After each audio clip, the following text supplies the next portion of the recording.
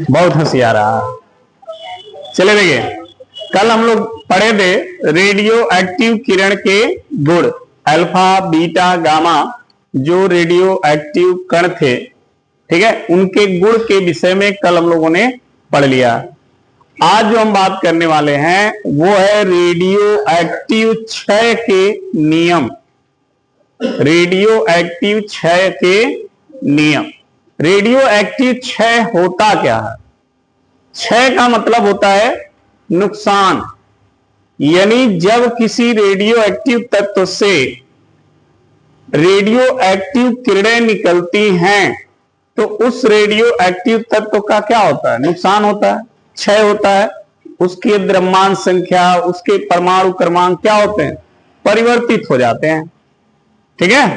तो इनके परिवर्तित होने के क्या नियम हैं वो आज हम लोग पढ़ेंगे।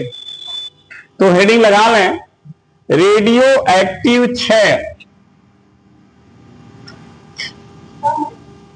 रेडियो एक्टिव क्षय या विघटन के क्या नियम।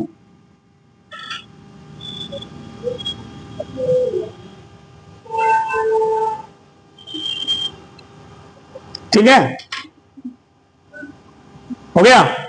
चलिए देखिए, हमने आपसे कहा कि कोई भी रेडियो एक्टिव तत्व हो, अगर उससे रेडियो एक्टिव किरणें निकलती हैं, ठीक है, तो उस रेडियो एक्टिव तत्व की जो परमाणु क्रमांक या द्रव्यमान जो संख्या है वो क्या होती है? परिवर्तित हो जाती है। इसी घटना को हम बोलते हैं रेडियो एक्टिव क्षय। तो पहले इसको नोट कर लें, किसी रेडियो एक्टिव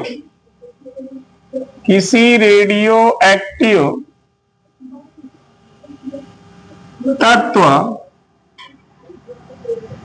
से रेडियो,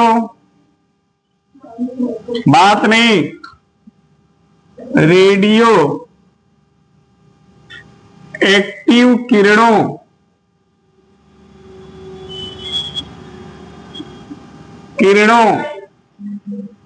के निकलने से रेडियो एक्टिव तत्व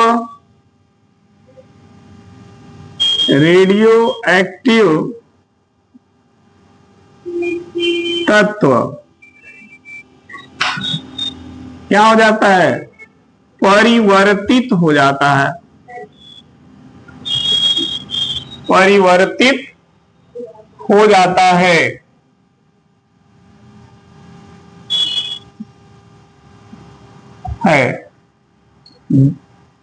हो गया। इसे या जिसे रेडियो एक्टिव क्षय कहते हैं।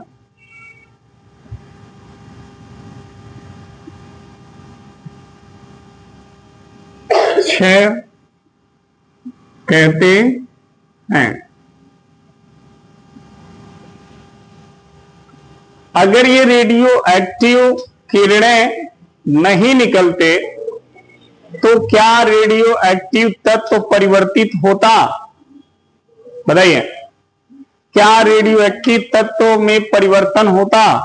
नहीं होता, क्योंकि इनके निकलने से रेडियो एक्टिव तत्व परिवर्तित हो जाता है, चेंज हो जाता है दूसरे तत्वों में, ठीक है। इसीलिए इसको हम बोलते हैं रेडियो एक्टिव क्षय। ठीक, अब इसके नियम क्या हैं? तो देखिए, अगर आता है कि रेडियो एक्टिव क्षय के नियम बताइए, तो पहला नियम देखिए इसका, समझिएगा।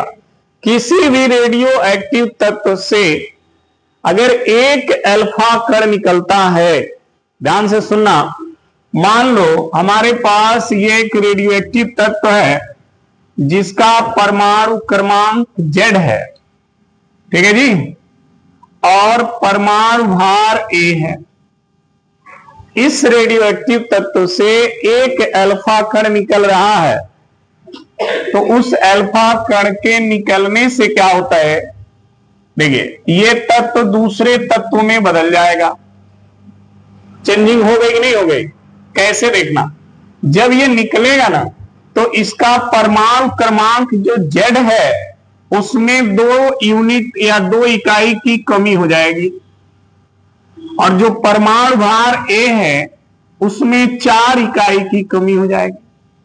तब जाकर के एक अल्फा कण निकलेगा। अब देख लो ध्यान से, अगर इस परमाणु क्रमांक को इसमें जोड़ोगे तो +2 -2 कट जाएगा, Z हो जाएगा, और यहां देखो इसको इसमें जोड़ोगे तो +4 -4 कट जाएगा, A हो जाएगा। जितना इधर था उतना इधर हो जाएगा। लेकिन ये तब होगा जब अल्फा कण नहीं निकलेगा, लेकिन अगर निकलेगा तो इसका परमाणु भार इतना और इसका परमाणु क्रमांक इतना हो जाएगा, ठीक है। तो यह तत्व दूसरे तत्व में क्या हो गया, परिवर्तित हो गया। जैसे अगर हम इस परमाणु क्रमांक को मान लो 80 मान लें और परमाणु भार को हम 160 मान लें, और हम कहें कि इस तत्व से एक अल्फा कण निकल गया, तो जब एक अल्फा कण निकलेगा तो इसका परमाणु क्रमांक कितना हो जाएगा, 78 हो जाएगा ना, 2 कम हो गया, और परमाणु भार कितना हो गया, 156, 4 कम होगा। परमाणु भार में 4 की कमी होती है, ध्यान से सुनना।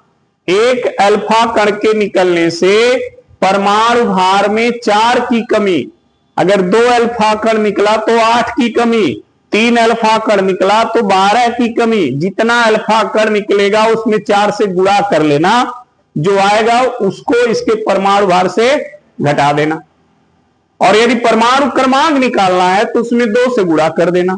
जितना अल्फा कण निकले उसमें 2 से गुणा कर लेना, और वो आएगा जितना उसको इसमें से घटा देना, ठीक। तो अब जो इससे एक अल्फा कण निकल गया ये, तो इसका परमाणु क्रमांक 2 इकाई कम हो गया, परमाणु भार 4 इकाई कम हो गया। तो अब ये तत्व X नहीं रह गया, एक दूसरे परमाणु क्रमांक में बदल गया ना। अब इस परमाणु क्रमांक का जो तत्व होगा वो यहां लिखा जाएगा। मान लो वो तत्व है Y, तो Y लिखेंगे, ये नहीं कि X ही लिखेंगे परमाणु क्रमांक और परमाणु भार बदल के। भाई अगर 11 परमाणु क्रमांक है और उससे 2 कम हो गया तो 9 हो गया ना, और 9 नंबर पे कौन है बताओ, फ्लोरीन, फ्लोरीन है, तो फ्लोरीन में बदल जाएगा सोडियम। समझ में आ गई बात। तो यही लिखा गया है कि ये परिवर्तित हो जाता है, देखो यहां परिवर्तित हो जाता है, इसी को बोलते हैं रेडियो एक्टिव क्षय। क्लियर। तो नियम में पहला नियम यही कहता है कि अगर किसी रेडियो एक्टिव तत्व से एक अल्फा कण निकलेगा तो परमाणु क्रमांक में 2 इकाई और परमाणु भार में 4 इकाई की कमी हो जाती है, ठीक। अब इसके कमी से क्या होगा, कमी से जो मेंडलीव की आवर्त सारणी में ये तत्व जहां पर था वहां से 2 अंक पीछे खसक जाएगा ना। 80 नंबर पे था तो कितने नंबर पे चला गया, तो अपना स्थान से बाएं तरफ 2 अंक क्या होगा, विस्थापित हो जाएगा। क्लियर। तो नियम फर्स्ट में लिखेंगे, जब ये लिखने के बाद जब किसी रेडियो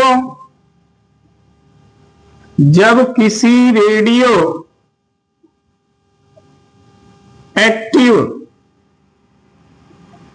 तत्व से एक अल्फा कण उत्सर्जित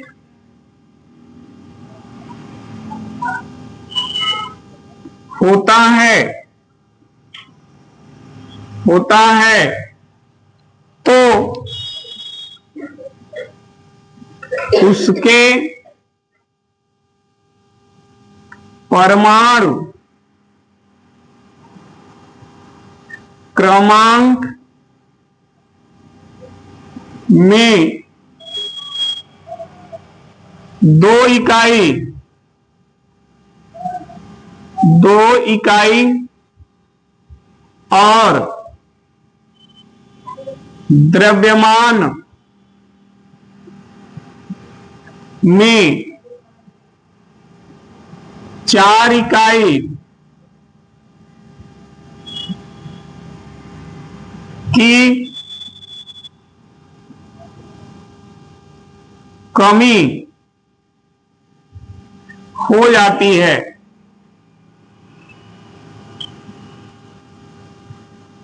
जिससे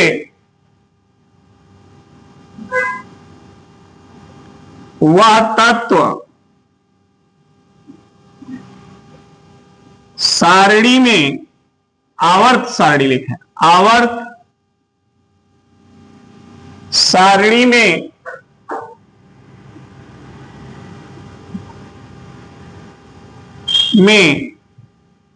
अपने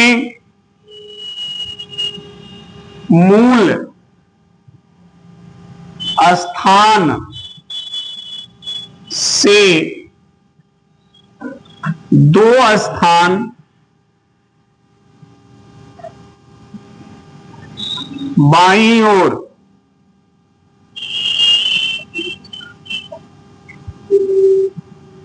विस्थापित हो जाता है।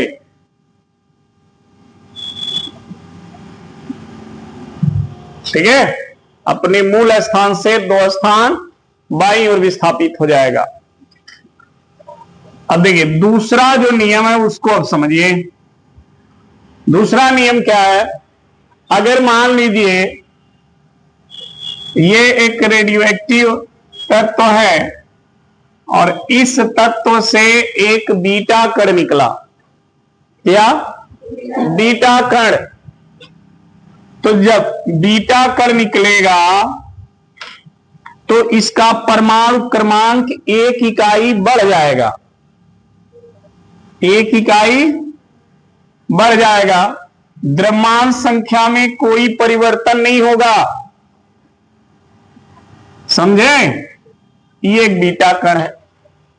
अब जोड़ोगे तो देखो +1 -1 0 जेड जेड, ठीक है जी।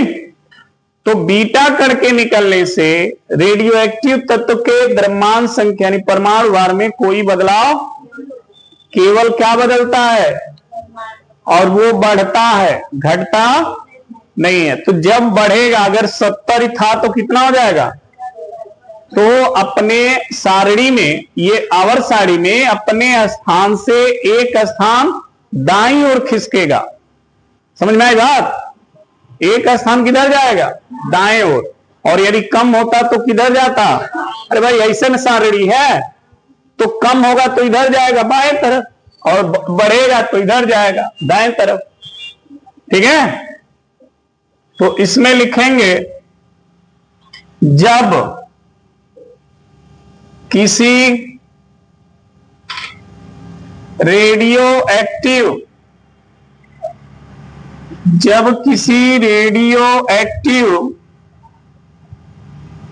तत्व से एक बीटा कण उत्सर्जित होता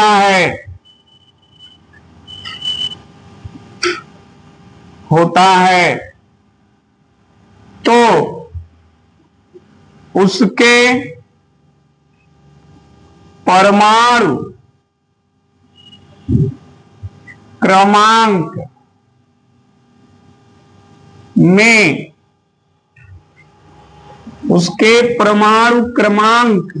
में एक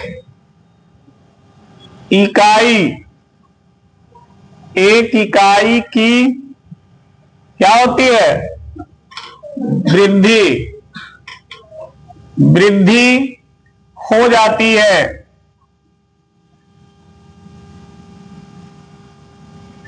तथा परमाणु भार में कोई परिवर्तन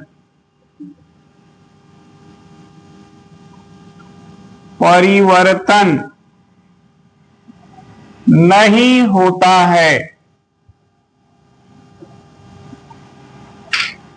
होता है, जिससे वह तत्व आवर्त सारणी में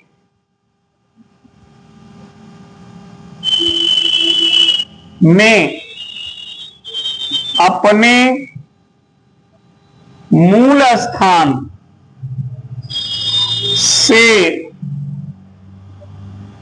एक स्थान दाईं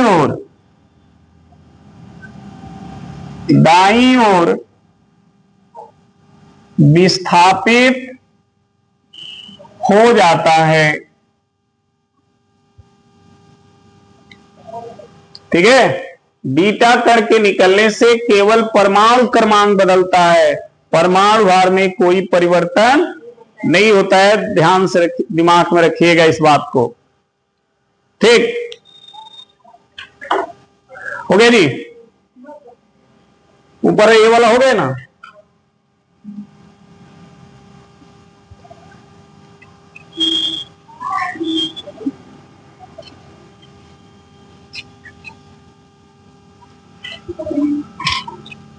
तीसरा जो नियम है उसको देखिए, क्या हुआ?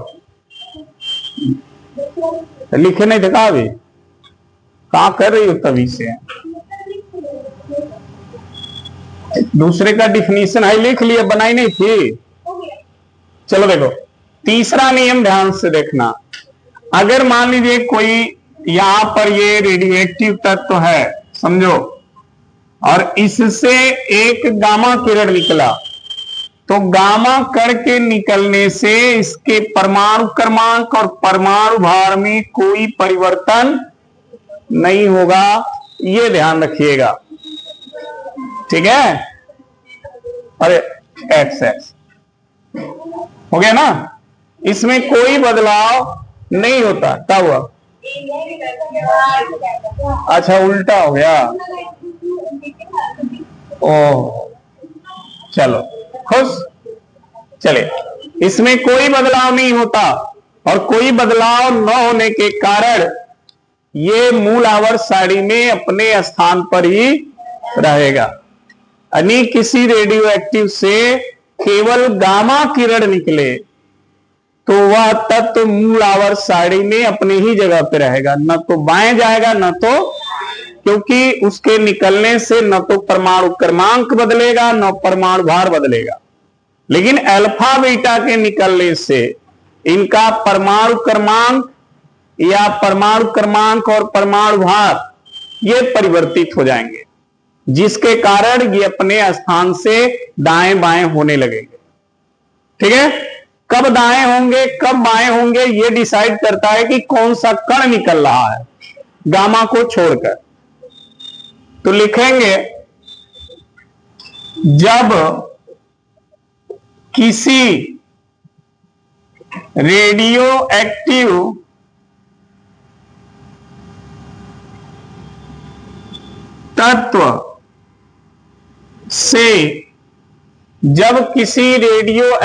तत्व से एक गामा कण निकलता है,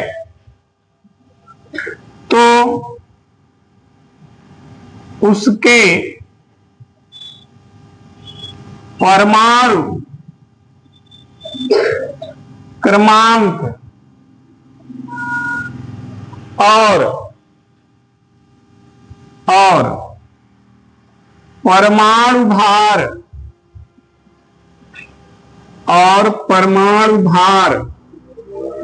में कोई परिवर्तन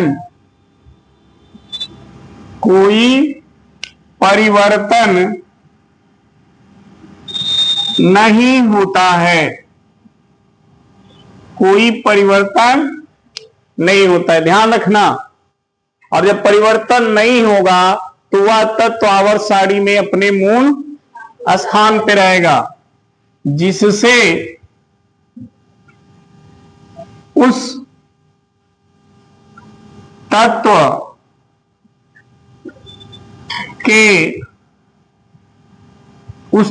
का लिखें का आवर्त सारणी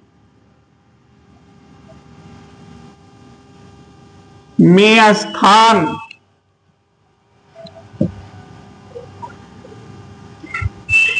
परिवर्तित नहीं होता है। परिवर्तित नहीं होता है, ये ध्यान रखना, ठीक है ना। दाएं बाएं कुछ नहीं होगा। ये नीचे वाला हो गया, हो गया ना। चलिए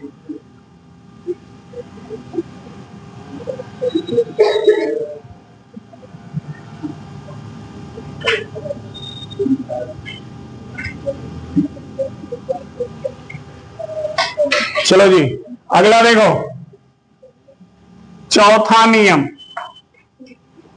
अब चौथा नियम क्या है? रेडियो एक्टिव तत्व के जो विघटन की जो दर होती है, विघटन की दर का मतलब समझ रहे हो?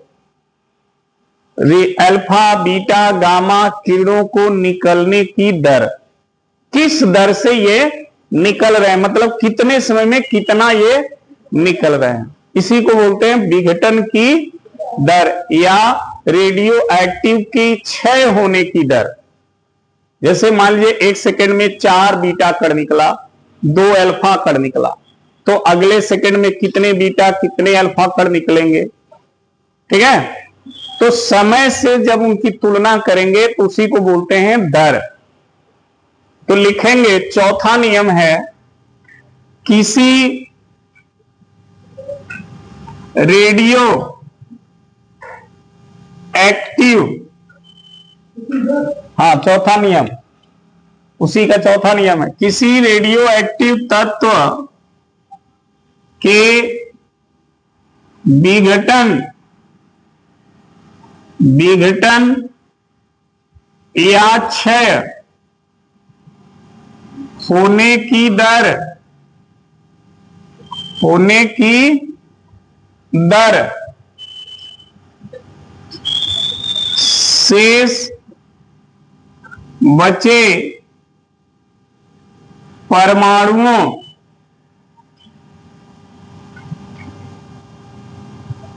की संख्या के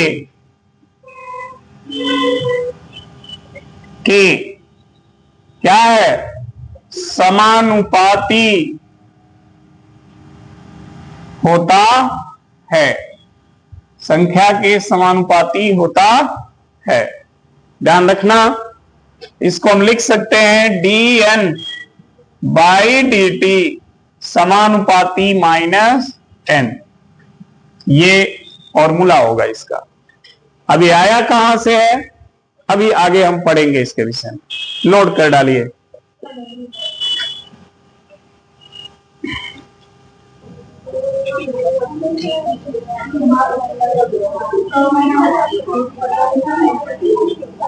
हे शांत रहो भाई, अब देखा, ओ हो, कितना शोर हो रहा,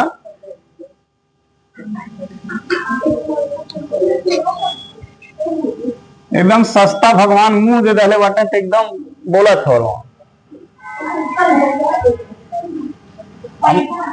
हाँ महंगा होता तो बोलने में संकोच करते। चलो देखो इधर, ये क्वेश्चन है तुम लोग के लिए। अगर मान लो, समझो इधर, अगर मान लो एक कोई तत्व है, रेडियो एक्टिव तत्व है, इसका परमाणु क्रमांक 204 है या मान लो 216 है, 216 है, ठीक, 216 है, और यह जिस तत्व में बदला, मान लो बी में बदला, और इसका परमाणु क्रमांक, ठीक है, 200 है।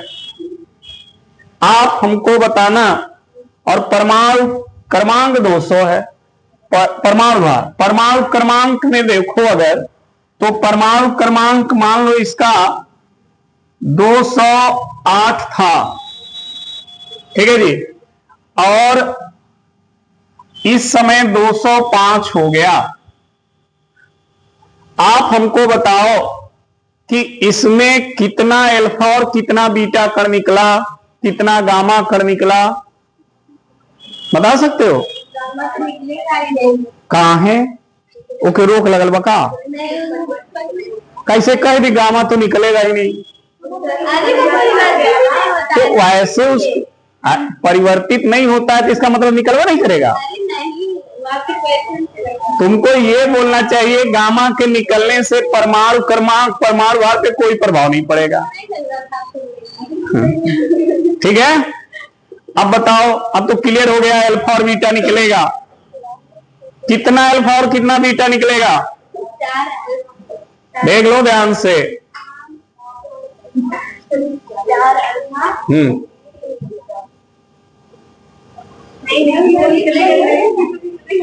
है कोई माई कलाल जो रिप्लाई कर दे?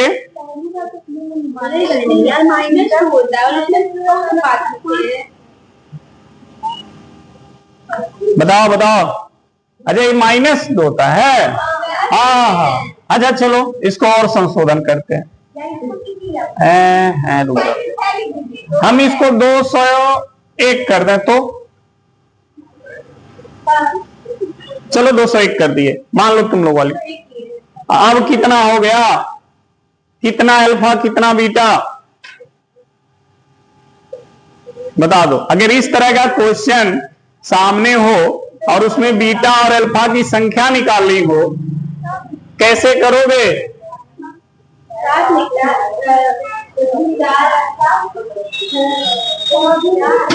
अब देखो ध्यान से सुनो, ए बकलुलिये हैं, सुनो, समझो इसको, इस तरह क्वेश्चन कैसे सॉल्व होते हैं। देखो, तो दूसरा समझा था, हम कह रहे हैं ये एक रेडियो एक्टिव तत्व है और इससे रेडियो एक्टिव किरणें निकल चुकी है अल्फा बीटा, और ये इसमें बदल गया। आपको बताना है कितना अल्फा और कितना बीटा निकला, बीटा की संख्या और अल्फा की संख्या बतानी है। हाँ, कहो, देखो समझो इसको कैसे करना। बीटा के निकलने से द्रव्यमान संख्या पर कोई प्रभाव, क्लियर हो गया? तो द्रव्यमान संख्या केवल कौन प्रभावित करता है? अल्फा कण, वही करता है ना। तो द्रव्यमान संख्या का अंतर निकाल के 4 से भाग दे दो, क्योंकि एक अल्फा के निकलने से 4 द्रव्यमान कम होता है। तो दोनों के द्रव्यमान में अंतर कितने का है? 16 का। बकलुलिया 216 और 200 है, तो 16, रुको, 16 का अंतर है, और एक अल्फा के निकलने से 4 का अंतर बनता है, तो 16 अंतर है, तो 4 से भाग दोगे तो 4 अल्फा, 4 अल्फा, क्लियर हो गया। अब ध्यान से सुनना, जब 4 अल्फा निकलेगा तो परमाणु क्रमांक में 8 की क्या होगी?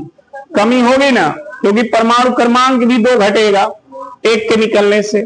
तो 4 है तो 2 चौके 8, तो 208 से 8 गो अल्फा निकाल, 8 को निकाल दोगे तो 200 बचा, ठीक। लेकिन ये कितना है? इसका मतलब एक बीटा भी निकला है। एक बीटा निकलने से परमाणु क्रमांक बढ़ता है, एक, समझ में आई बात? तो ये क्लियर हो गया, 4 अल्फा और 1 निकला हुआ इससे, समझ में आ गई बात? नहीं, कौन नहीं? बता, जब यहां कह रहे हैं कि 216 से 200 हुआ, कान आंख, तब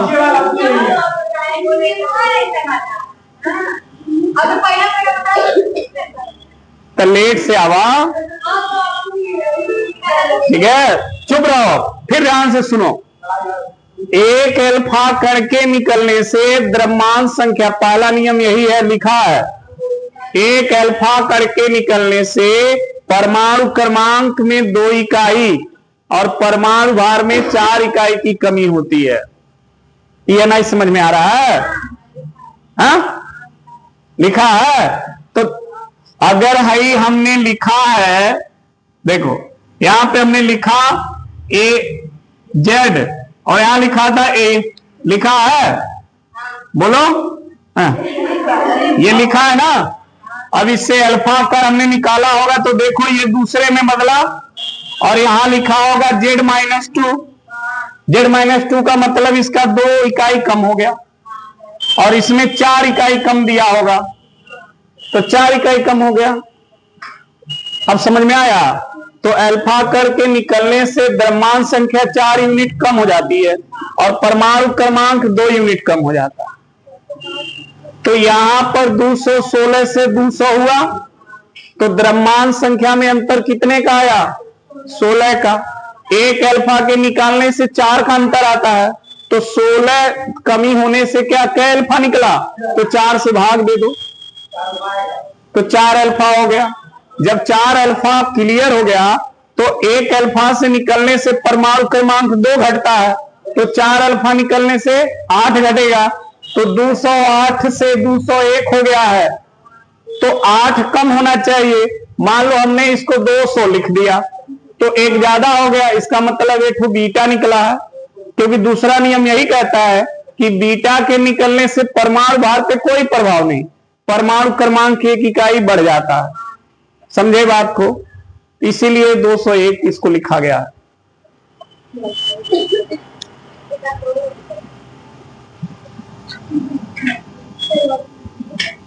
अब क्या पूछे? अब समझ गए ना? तो बस अब देखो जी, अगला हेडिंग लगाओ, क्षय नियतांक। क्षय नियतांक या विघटन नियतांक।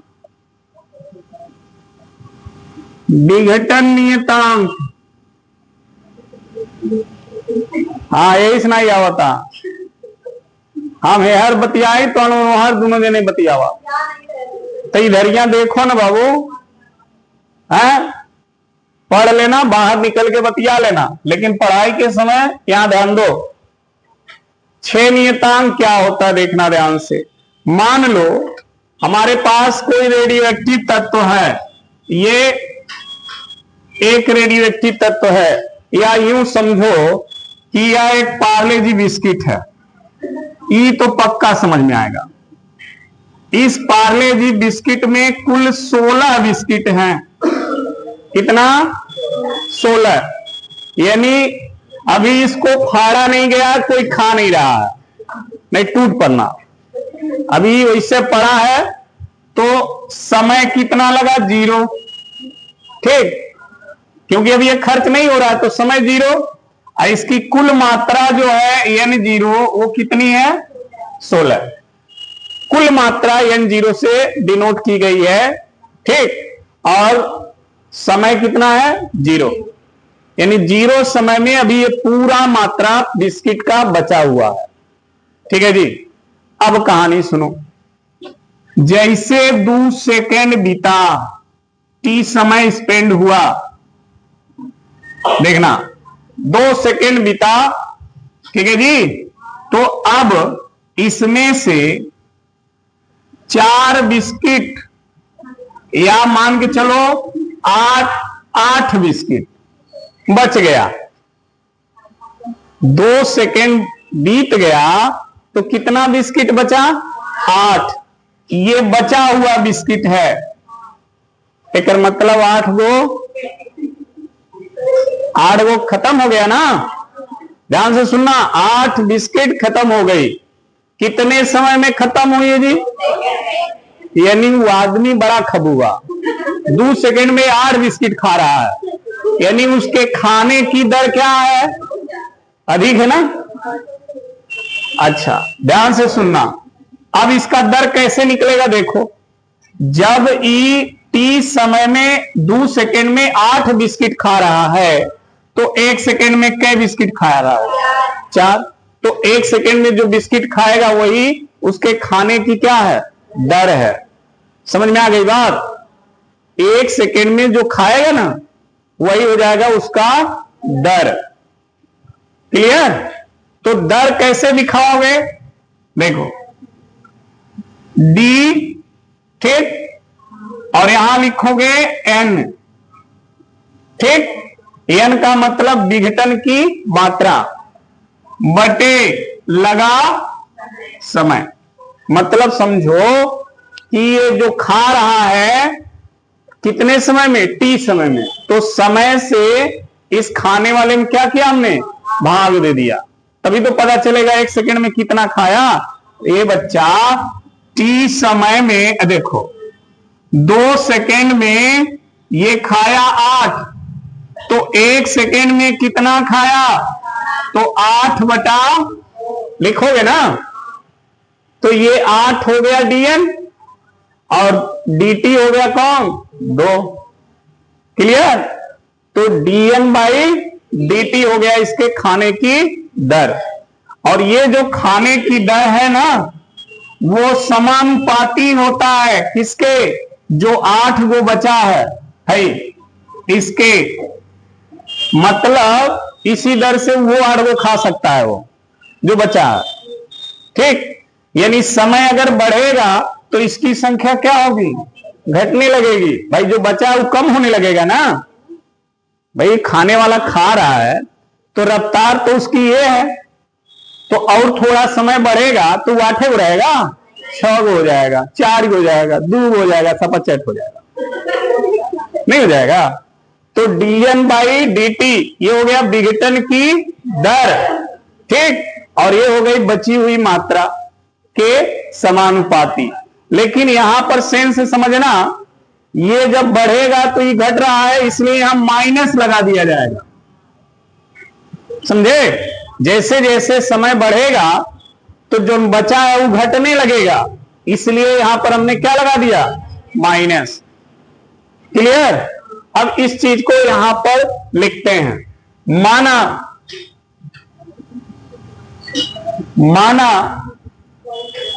t0 यानी 0 समय पर किसी, ए बच्चा बात नहीं, किसी रेडियो एक्टिव तत्व के परमाणु या परमाणुओं की संख्या कितनी है? n0 है। देखो, जब t0 समय था तो कुल बिस्किट n0 बराबर 16 था ना। उसी तरह t बराबर 0 समय में रेडियो एक्टिव तत्व के परमाणुओं की संख्या कितनी थी? n0 है। लेकिन जब t समय बीता तो कुछ खर्च हो गए, तो बचा हुआ कितना हो गया था? n, ठीक है। 8 तो बिस्कुट वाला कॉन्सेप्ट था। अब देखो, t समय बाद शेष परमाणुओं की संख्या, शेष परमाणुओं की संख्या n है, ठीक। ध्यान देना, t0 पे कुल परमाणु n0 है। t समय बीत गया तो शेष बचे हुए परमाणु कितने हैं? n हैं। ठीक, अच्छा अब देखो dt समय में dn भाग या dn परमाणु विघटित होते हैं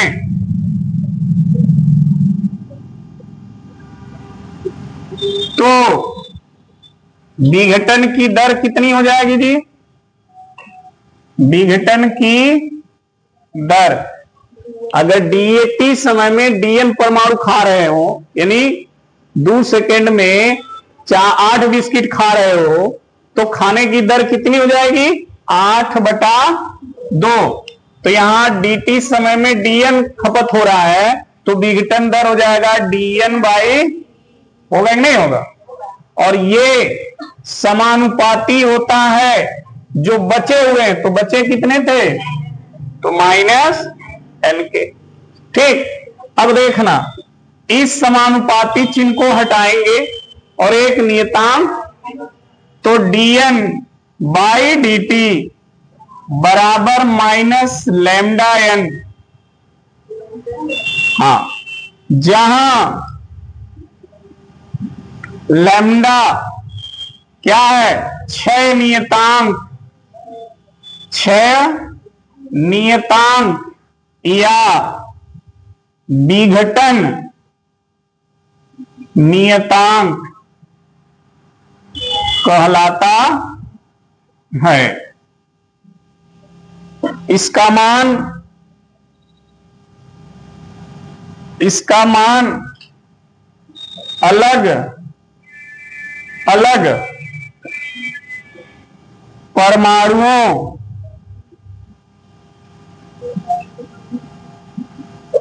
रेडियो एक्टिव लिखो, अलग अलग रेडियो एक्टिव परमाणुओं के लिए अलग अलग होता है, अलग अलग होता है। ध्यान रखना, अलग अलग अगर परमाणु होंगे तो इसका मान भी अलग अलग हो जाएगा। नोट कर लीजिए।